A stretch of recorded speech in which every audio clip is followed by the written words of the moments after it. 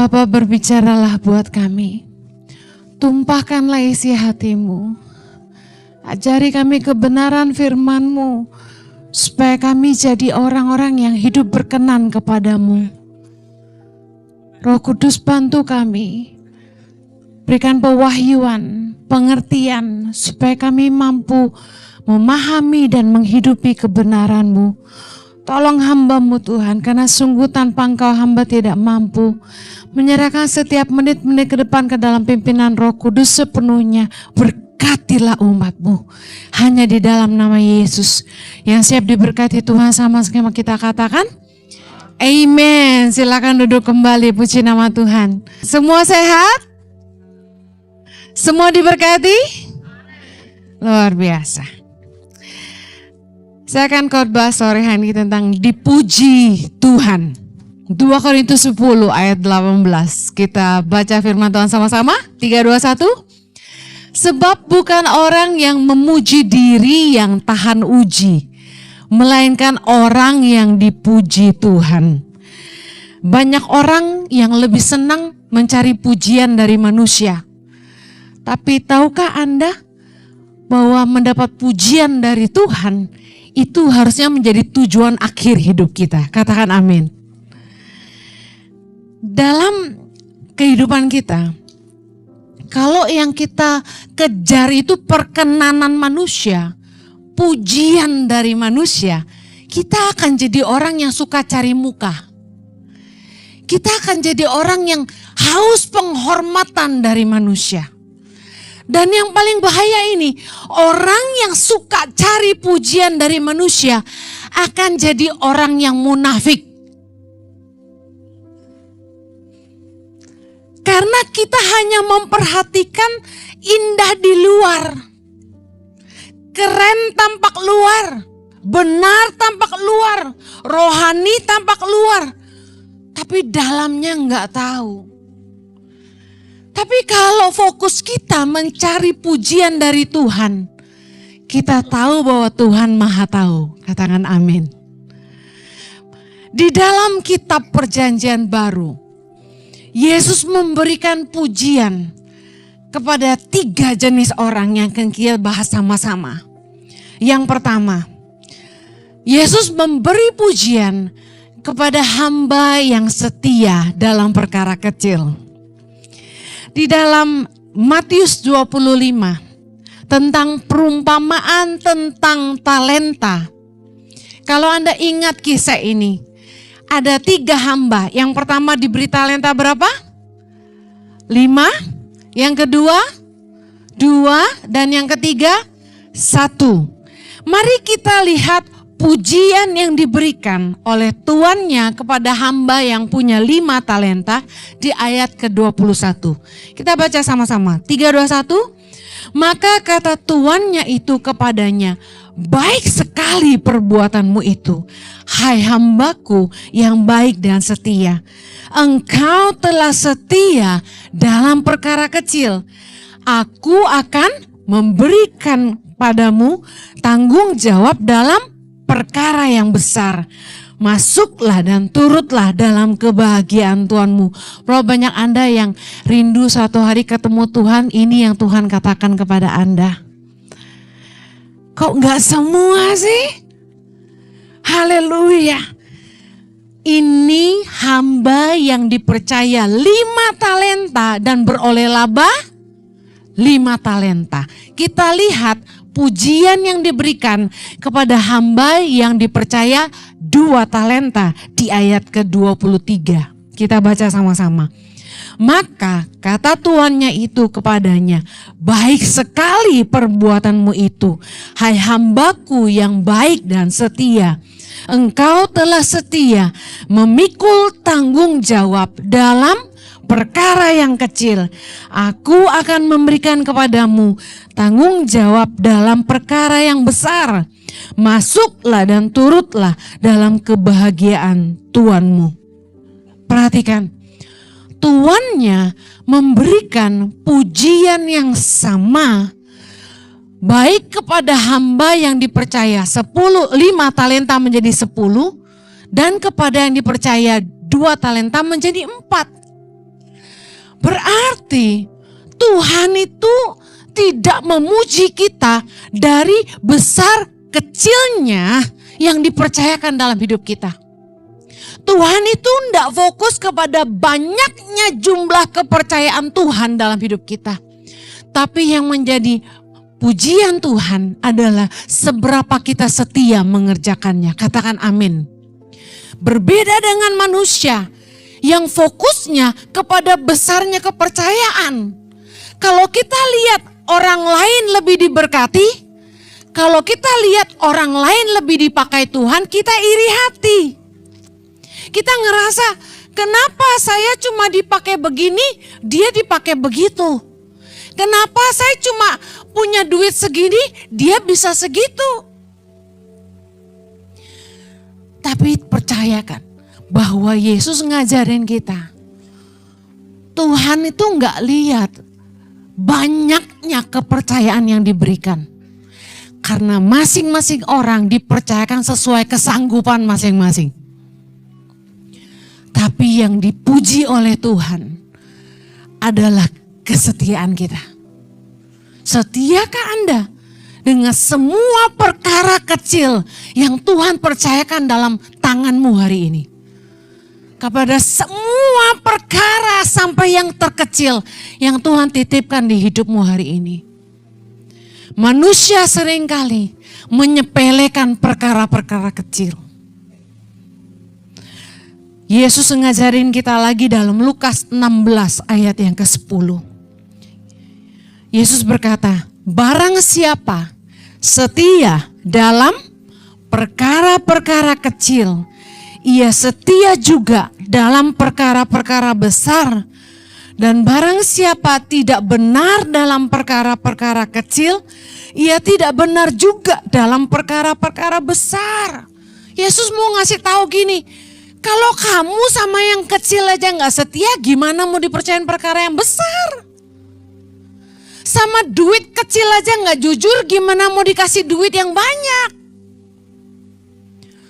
Dengan kekayaan segitu aja kamu pelit, gimana kalau Tuhan berkati jadi bukit? Saya tuh selalu berusaha peka sama Roh Kudus dalam pimpinan Tuhan sekecil apapun. Saya kasih tahu, kita nggak pernah sadar bahwa sebelum kepercayaan besar datang dalam hidup kita, Tuhan itu pasti menguji kita dalam perkara-perkara kecil. Sebelum yang luar biasa itu dipercayakan, Tuhan biasanya nguji kita dalam hal-hal yang sepele.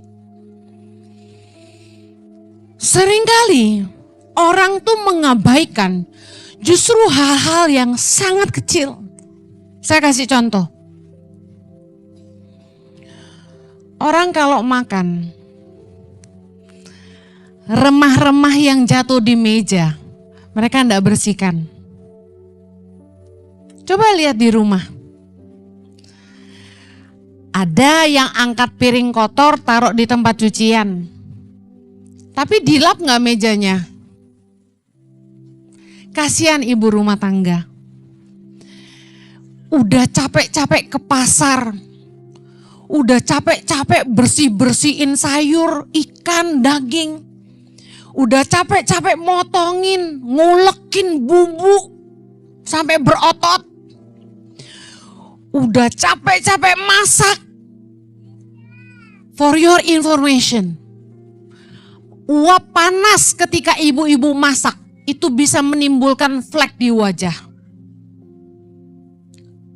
Jadi pengorbanan wanita tuh luar biasa. Katakan amin wanita. Saya sedang bela Anda. Jadi sering-sering bilang amin yang keras. Nah, udah capek-capek masak buat keluarga.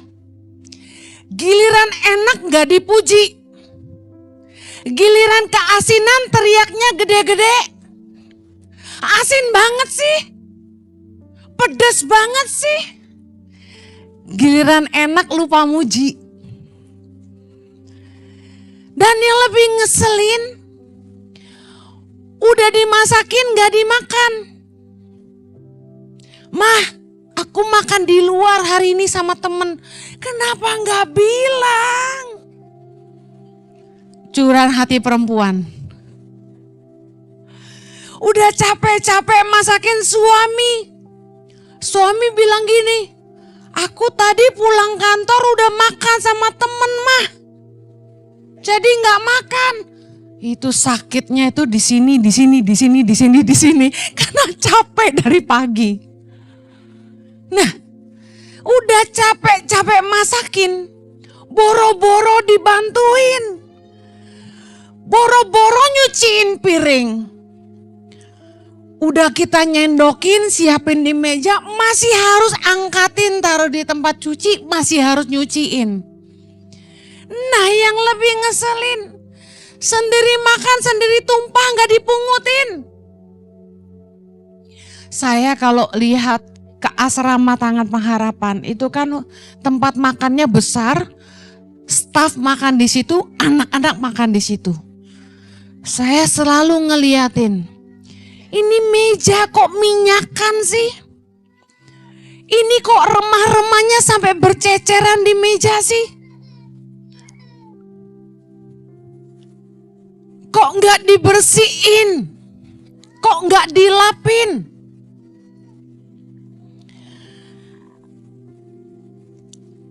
Udah dimasakin,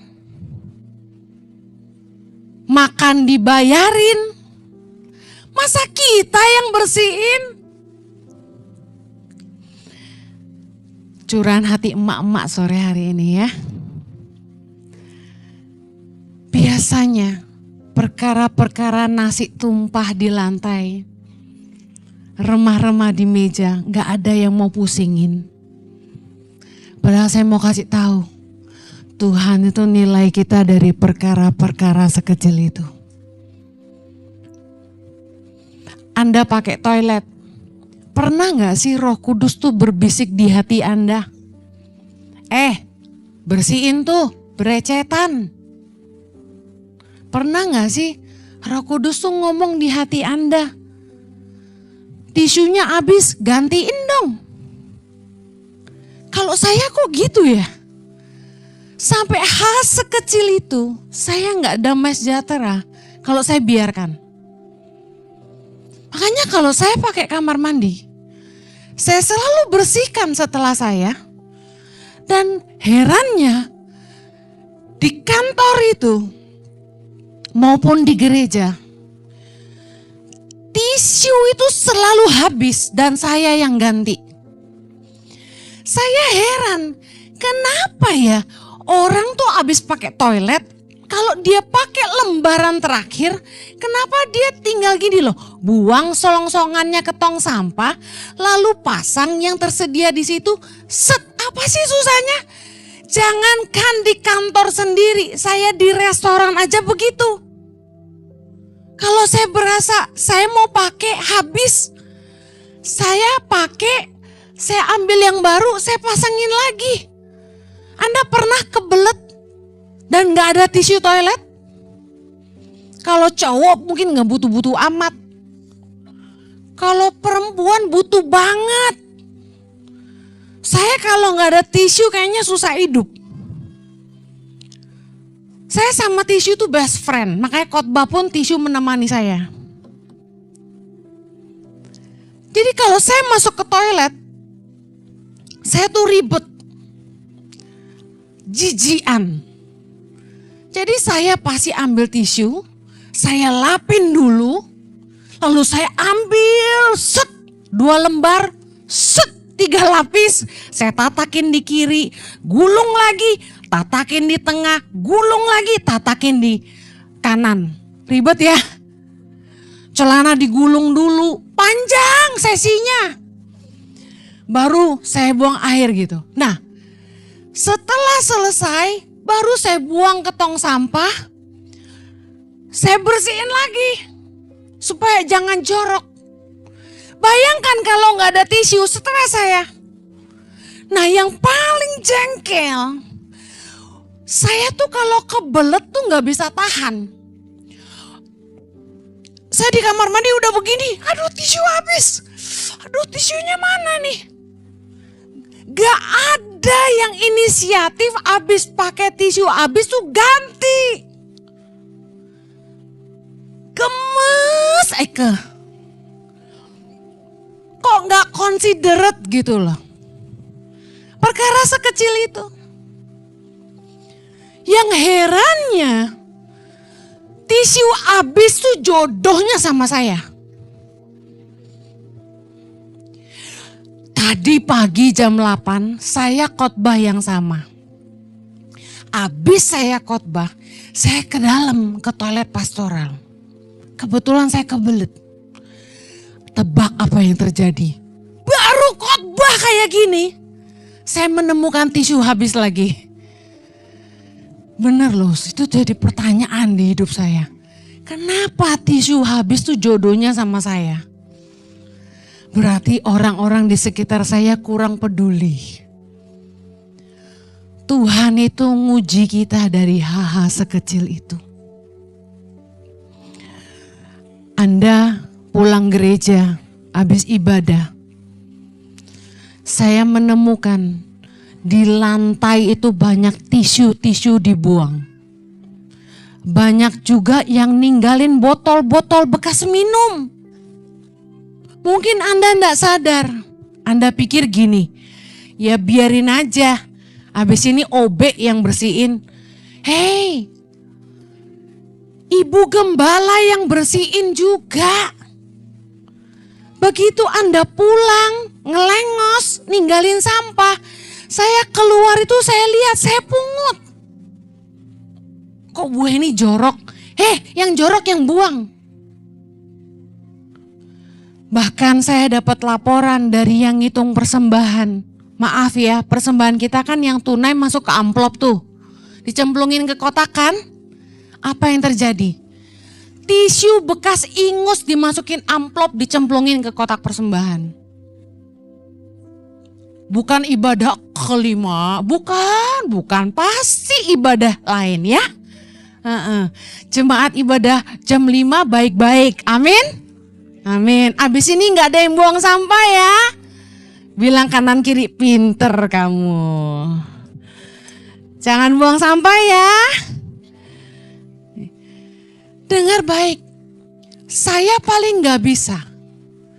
Saya mau dimanapun. Di rumah orang, di jalanan, di gereja, di asrama. Kalau saya lihat ada sampah di lantai, sekecil apapun, saya pungut pakai tangan saya. Saya nggak geli. Saya peduli. Tuhan itu mempercayakan yang besar dalam hidup kita. Tuhan pasti sudah nguji kita dalam hal-hal kecil. Tuhan tidak mungkin percayakan saya tangan pengharapan dengan ribuan anak hari ini. Kalau saya tidak peduli hal-hal sekecil itu. Kalau Anda pengen dipercaya Tuhan, setia dulu sama 2-3 orang di rumah itu. Jangan pernah tidak setia. Pertama kali saya terima donasi dari orang lain untuk nolong orang miskin. Itu nilainya 5 juta.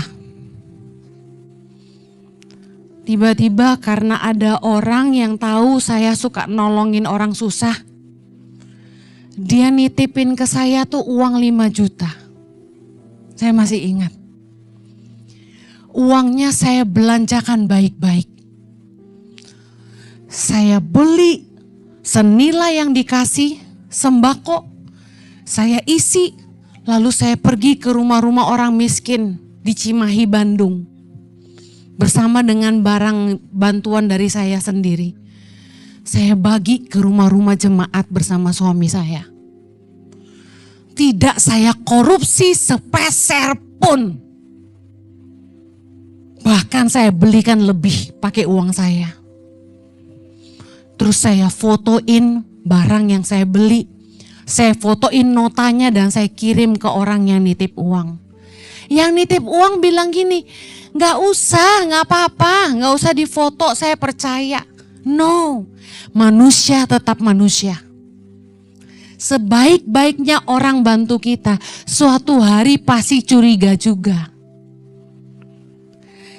Saya berusaha setia dalam perkara kecil. Saya tidak pernah mau nyuri-nyuri uang yang bukan milik saya. Tuhan tidak mungkin mempercayakan harta bangsa-bangsa ke dalam hidup kami.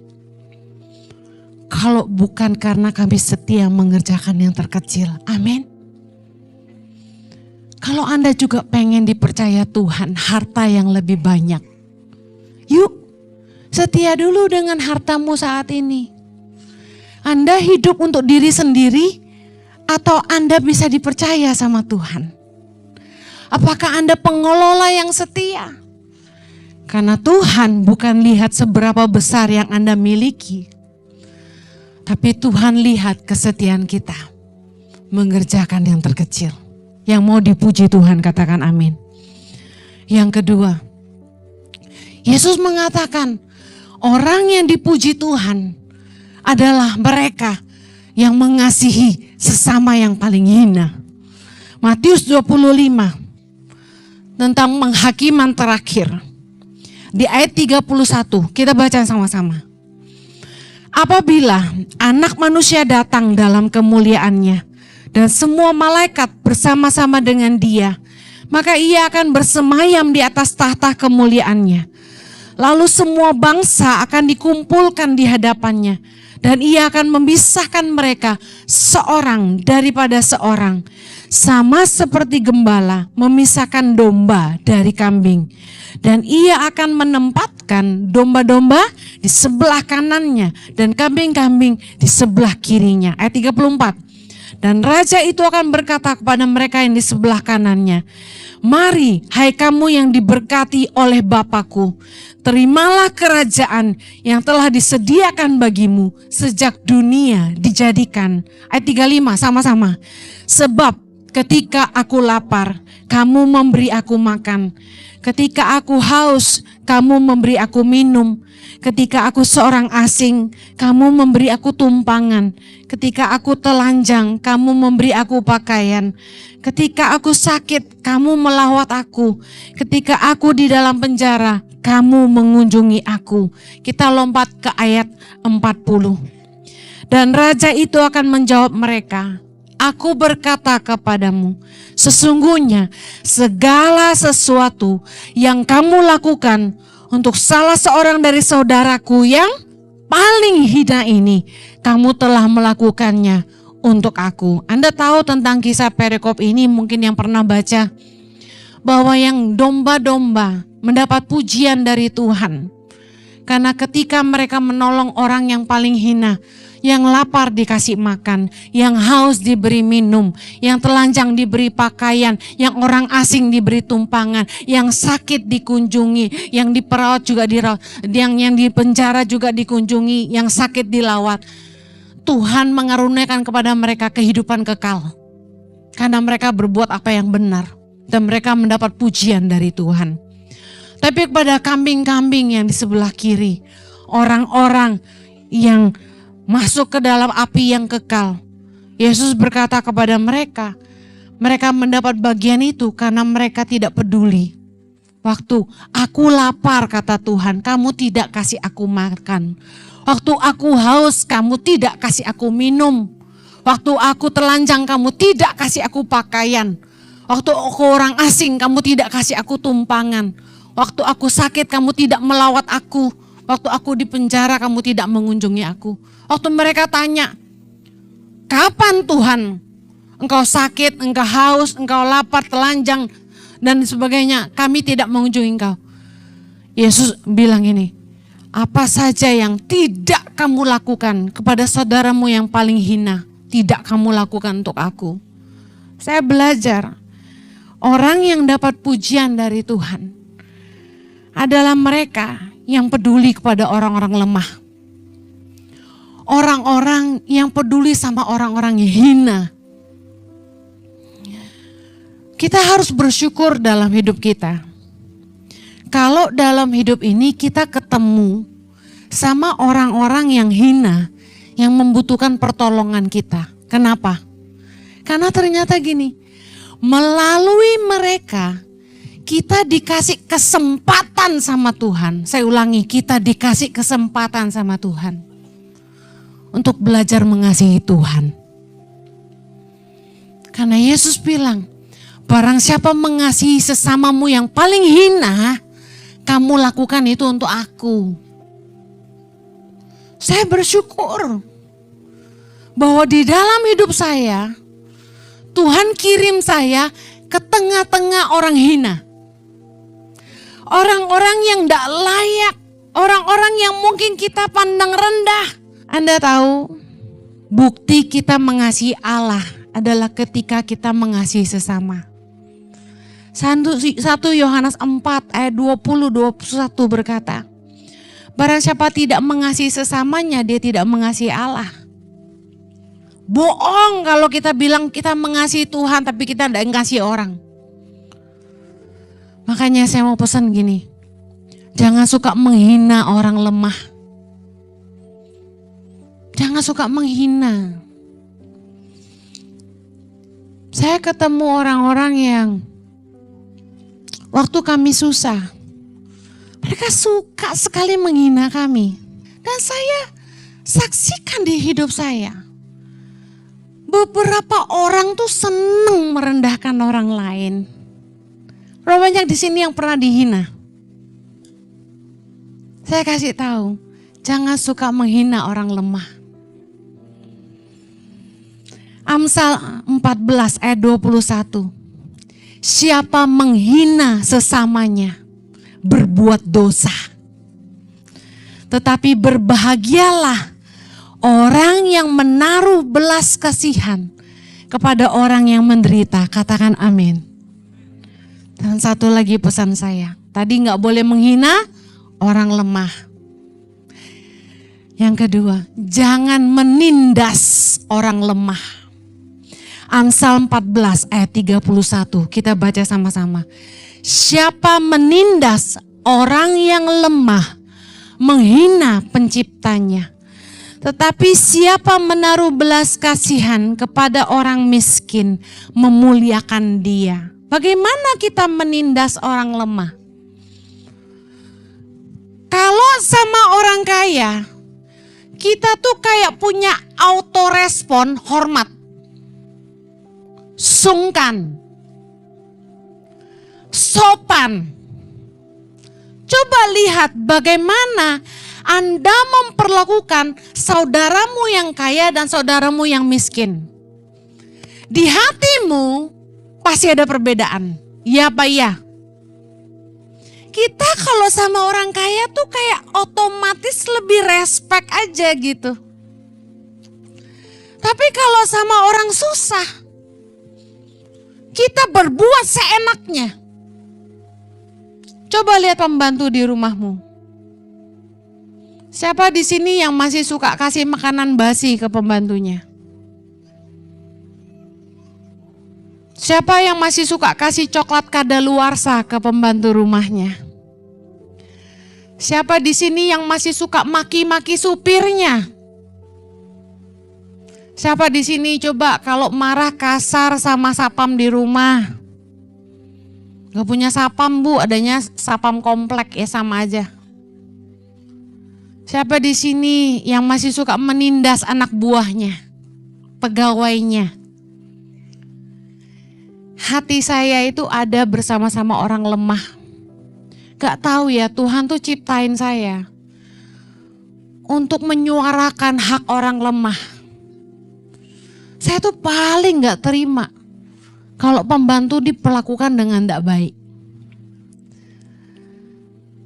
Saya tuh ke rumah orang ya, saya ngelihat pembantunya dimaki-maki gitu, diteriak-teriakin gitu. Dalam hati saya, gue pengen bisikin mbaknya, mbak kabur aja sini saya bantu.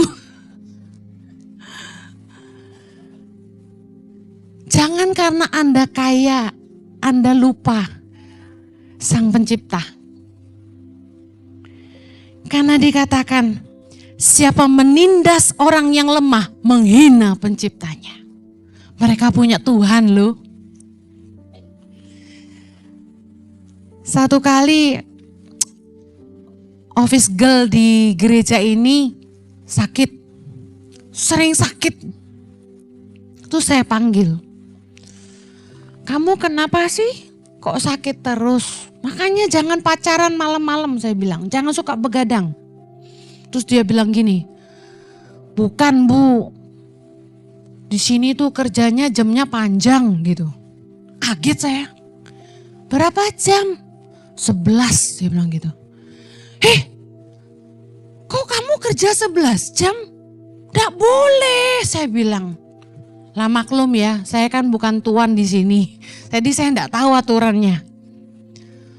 Saya cuma khotbah kan, jadi nggak ikut-ikut ngatur. Jadi saya nggak tahu kalau dia tuh kerja 11 jam. Saya bilang, ngapain 11 jam? Jam kantor itu 9 jam, sudah termasuk break 1 jam. Makan, istirahat, minum teh, kopi gitu. Dia bilang, Bu, di sini jam kerjanya panjang soalnya kita mesti nungguin orang-orang udah pulang baru boleh pulang. Saya bilang, kan gak ada ibadah, cuma Rabu sama Minggu kita ibadahnya. Ada Bu, itu jemaat suka komsel di sini Bu. Hah, komsel? Saya bilang, iya. Oh iya saya bilang, emang tiap hari? Dia bilang tiap malam Bu. Masa? Saya bilang iya. Nah mereka Bu, dari jam 7 gak pulang-pulang sampai jam 10.30 Bu, katanya gitu. Saya bilang, komsel kok 3,5 jam, arisan apa ya? Saya bilang kalau komsel kan efektif 1,5 jam, 2 jam. Ngobrol panjang sedikit 2,5 jam. 3 jam aja udah hebat saya rasa sih. Saya bilang, nanti saya kasih tahu ya, supaya mereka jangan pulang malam-malam. Nah saya bilang sama pimpinan komsel di sini, tolong kasih tahu dong sama yang komsel-komsel numpang di gereja. Jangan malam-malam pulangnya. Kasihan yang kerja di sini. Pertama gini, kalian juga rumahnya jauh-jauh. Kan besoknya kerja. Kalau pulang dari gereja malam-malam nanti istrimu marah loh. Dikira gereja ini menyesatkan. Terus kalau pulang sampai rumah tengah malam kamu kecapean. Besok pagi kerja ngantuk. Nggak produktif kan? Terus yang jagain pintu nggak pulang-pulang. Karena OB di sini setelah pada pulang mereka harus cuci WC, mereka harus buang sampah, matiin lampu, matiin AC, kunci pintu, kunci roaring door. Ceritanya panjang nggak tuh? Mereka nggak bisa langsung pulang. Saya bilang gini sama suami saya memang bukan bos di sini. Tapi paling enggak kita harus mengasihani orang-orang paling lemah di sini. Amin. Yuk. Karena saya enggak punya otoritas, saya ngomongnya di mimbar. Kasihanilah mereka. Mereka orang terkecil mungkin dipandangnya di sini. Mungkin cleaner di gereja ini enggak dipandang sama Anda. Tapi kasihilah mereka. Janganlah buang sampah sembarangan di lantai. Jangan tinggalin botol-botol. Kalau pakai toilet yang benar, jangan nyusahin orang. Saya kalau makan di restoran, saya kasih tahu. Itu sampah-sampah saya jadiin satu. Mangkok-mangkok yang sama ukurannya saya tumpuk, piring-piring yang sama ukurannya saya tumpuk, sendok garpu saya jadikan satu, gelas-gelas saya kumpulin. Kurang kerjaan Bu Heni? Enggak. Prinsip hidup saya harus jadi berkat. Biarpun saya makan di situ saya bayar, plus kasih tips lagi, minimal warna biru. Saya selalu berusaha meringankan beban orang yang susah. Karena yang kerja jadi waitress tuh gajinya nggak seberapa, saudara. Jadi kalau kita bisa ngurangi penderitaan mereka sedikit, mari lakukanlah. Jangan menindas orang lemah, jangan semena-mena sama pembantu di rumah. Jangan diteriak-teriakin, dimaki-makiin. Jangan dibentak-bentak. Coba tuh Anda kerja di kantor 9 jam, pembantumu kerja berapa jam? Sayangilah mereka, jangan tindas mereka. Amin. Anda akan dapat pujian dari Tuhan. Orang yang menaruh belas kasihan sama orang lemah itu diberkati Tuhan. Katakan amin. Amsal 19 ayat 17 berkata, siapa menaruh belas kasihan pada orang lemah memiutangi Tuhan yang pasti akan membalasnya. Yang mau dibalas Tuhan katakan amin. Yang terakhir, Tuhan memberi pujian kepada mereka yang sungguh-sungguh percaya. Anda tahu dalam Perjanjian Baru, Yesus itu pernah memuji 2 orang karena iman mereka. Yang pertama, seorang perwira di Kapernaum yang hambanya sakit lumpuh. Yang kedua, perempuan Kanaan yang anaknya kerasukan setan. Anda bisa lihat ayatnya di rumah nanti. Matius 8 ayat 5-13. Perwira di Kapernaum. Dan Matius 15 ayat 21-28. Kenapa Yesus memuji mereka? Karena mereka sungguh-sungguh percaya. Punya iman yang luar biasa kepada Tuhan. Dan Tuhan sampai ngomong gini, belum pernah aku menemukan iman sebesar ini di antara orang Israel, kata Yesus. Dan Yesus juga bilang sama perempuan itu, hai ibu, besar imanmu, maka jadilah kepadamu seperti yang kau kehendaki. Tuhan itu mau kita punya iman yang sungguh-sungguh kepada Tuhan. Tuhan mau kita tuh belajar percaya sama Tuhan. Kenapa? Matius 24. Saya ingin Anda baca ayat 6. Sama-sama saya sampai 13. 3, 2, 1. Kamu akan mendengar deru perang atau kabar-kabar tentang perang. Namun berawas-awaslah, jangan kamu gelisah. Sebab semuanya itu harus terjadi, tetapi itu belum kesudahannya. Sebab bangsa akan bangkit melawan bangsa, dan kerajaan melawan kerajaan. Akan ada kelaparan dan gempa bumi di berbagai tempat. Akan tetapi semuanya itu barulah permulaan penderitaan menjelang zaman baru. Ayat 9. Pada waktu itu kamu akan diserahkan supaya disiksa. Dan kamu akan dibunuh dan akan dibenci semua bangsa oleh karena namaku. Dan banyak orang akan murtad dan mereka akan saling menyerahkan dan saling membenci. Banyak nabi palsu akan muncul dan menyesatkan banyak orang. Dan karena makin bertambahnya kedurhakaan, maka kasih kebanyakan orang akan menjadi dingin. Baca sama-sama ayat 13. Tetapi orang yang bertahan sampai pada kesudahannya akan selamat. Katakan amin. Kenapa Tuhan mencari iman-iman yang teguh kepada Tuhan? Karena kita akan mengalami hari-hari yang sulit. Kita semua siap tidak siap akan menghadapi hari-hari yang jahat. Dan bukankah itu sedang terjadi hari ini? Anda harus mengalami Tuhan. Penderitaanmu, pergumulanmu, tekanan, masalah, pencobaan yang Anda hadapi haruslah menjadi momen di mana Anda mengalami perjumpaan pribadimu dengan Tuhan dan mengalami pertolongannya yang ajaib dalam hidupmu, supaya imanmu bukan hanya dengar dari kata orang, tapi Anda mengalami bahwa Dia Tuhan yang hidup, yang tidak pernah terlelap, yang pasti menolong hidupmu. Yakobus 1 ayat 12 ayat terakhir deh saya baca sama-sama. Berbahagialah orang yang bertahan dalam pencobaan, Sebab apabila ia sudah tahan uji, ia akan menerima mahkota kehidupan yang dijanjikan Allah kepada barang siapa yang mengasihi Dia. Mahkota itu hanya akan diberikan kepada mereka yang sungguh-sungguh punya iman dan bertahan sampai kesudahan. Hari ini firman Tuhan mengingatkan, jangan kejar pujian dari manusia. Mari lihat apakah hidupmu berkenan kepada Allah. Tujuan hidupmu bukan hanya jadi kaya. Tujuan hidupmu bukan hanya punya nama besar. Tujuan hidupmu bukan punya kejabatan yang tinggi. Tapi tujuan hidupmu mendapat pujian dari Tuhan di akhir hidup setiap kita.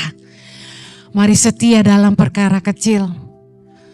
Mari kasihi orang lemah.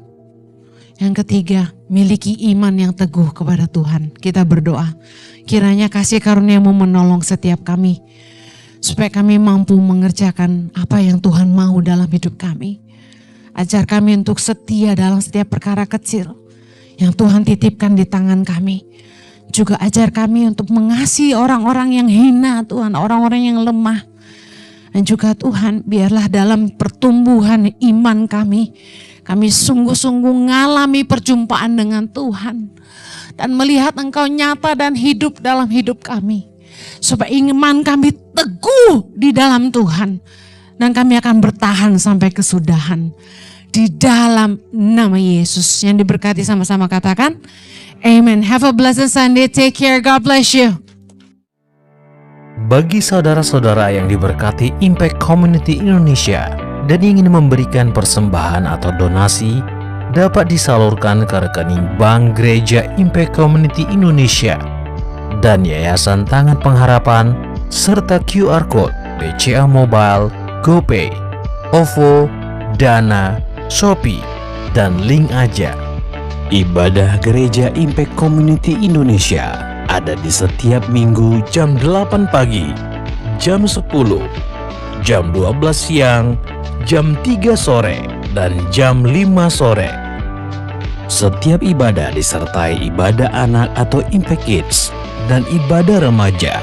Dan bagi anak-anak muda, ada Impact Youth di Gereja Impact Community Indonesia.